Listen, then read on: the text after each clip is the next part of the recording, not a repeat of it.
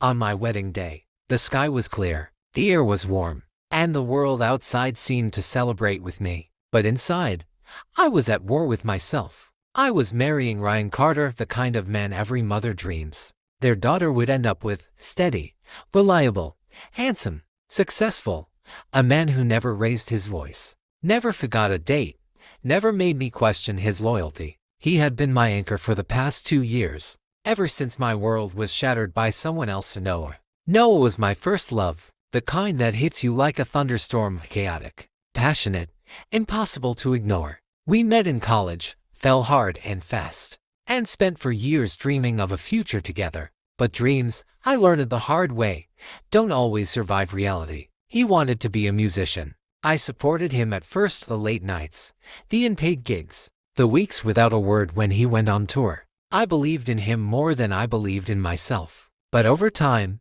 the cracks formed. He missed my graduation. He forgot my birthday. He said he was chasing a dream, but it always felt like he was running from us. The final straw came when I found out, not from him, but from a friend, that he had been offered a recording contract in another country and had left without even saying goodbye. I cried for months. Then I picked myself up, and that's when Ryan came into my life. He was calm where Noah was wild, predictable where Noah was impulsive. He never made promises he couldn't keep. When he asked me to marry him, I didn't hesitate. I told myself this was what love was supposed to look like: safe, solid, secure. So why, on my wedding day, did my heart feel like it was about to break? I tried to ignore the feeling, blaming it on nerves. But as I stood in front of the mirror, dressed in white, I couldn't stop the memories from crashing in. The way Noah used to hold my face like I was the most fragile thing in the world. The songs he wrote for me.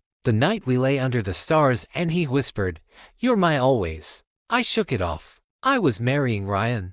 Today was not about the past. But fate had other plans. Just before the ceremony began, there was a knock on the door. My cousin opened it and then froze. I turned to see what she was staring at. Noah. He looked older, more worn, like life had humbled him in ways I couldn't imagine. But those eyes, they still had the same fire. He didn't speak at first. He just looked at me like he was seeing a ghost. "What are you doing here?" I asked, my voice barely above a whisper. "I know I don't deserve this. I know I'm too late, but I couldn't let you marry him without telling you the truth," he said. "I never stopped loving you. I left because I didn't think I was enough for you. I thought chasing my dream would help me become the man you deserved. But the truth is, every stage, every city, every song, none of it meant anything without you."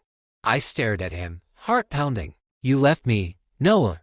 You didn't even say goodbye." "I know," he said, eyes wet. "And it's the biggest regret of my life. I don't expect anything from you. I just had to say it. Even if I watch you walk down that aisle and marry someone else, at least I'll know I told you." He turned to leave, but something inside me shattered. I remembered the sound of his laugh, the way he used to sing my name, the way he made me feel alive. I called his name. He stopped, turned slowly. I took a breath. "If you meant every word, then don't walk away again." The silence between us was heavy. Then he stepped forward, reached for my hand, and held it like it was home. "I'll never walk away again," he whispered. I didn't walk down the aisle that day. Guests were confused. Ryan was heartbroken but kind enough to let me go without bitterness. He said he'd rather be left at the altar than be loved halfway. It wasn't the wedding day anyone expected, but it was the day I stopped choosing what was easy and started choosing what was real.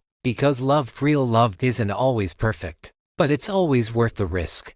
Thanks for watching. Please like and hit the subscribe button.